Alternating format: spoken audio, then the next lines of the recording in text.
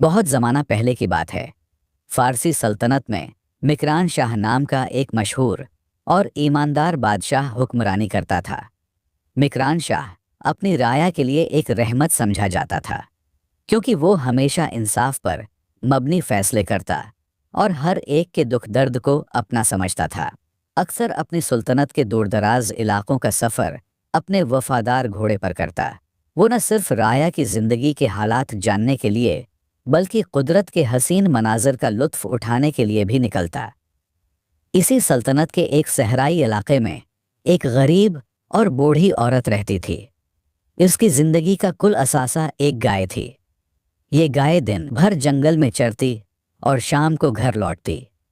बूढ़ी औरत इसका दूध निकाल कर अपनी भूख मिटाती और ज़िंदगी के दिन काटती।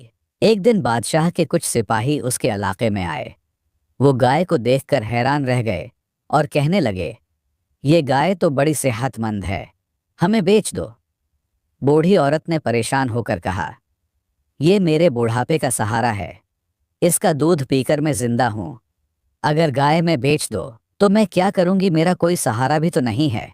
आप जाकर कोई और गाय तलाश करें, मैं उसे नहीं बेच सकती।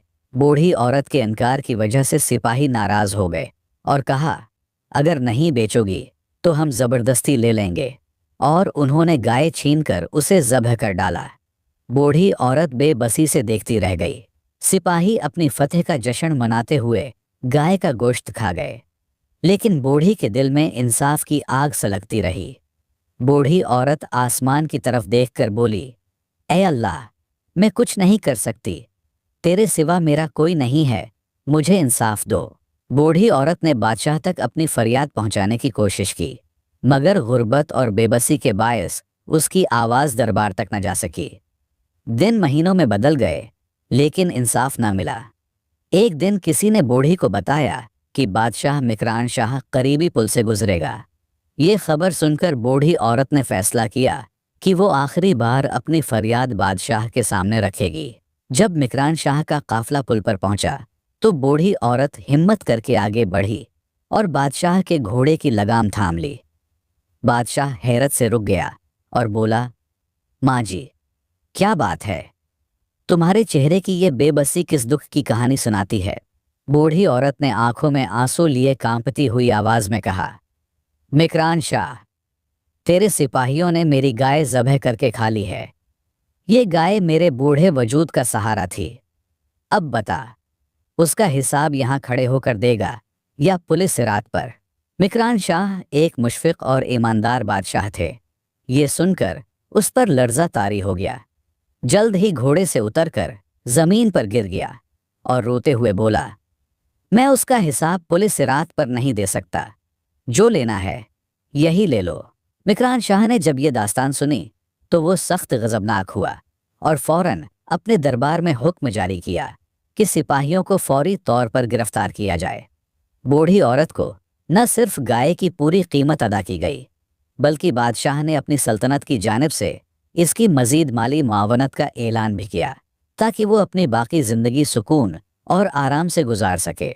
इस वाक़ये ने मिकरान शाह को गहरी सोच में डाल दिया और उसने अहद किया कि आइंदा ऐसे मज़ालिम को रोकने के लिए सुल्तनत में इंसाफ के निज़ाम को मज़ीद सख्त और मुअस्सिर बनाया जाएगा, ताकि हर मज़लूम को उसका हक़ मिले और जालिम को इबरतनाक सज़ा दी जा सके।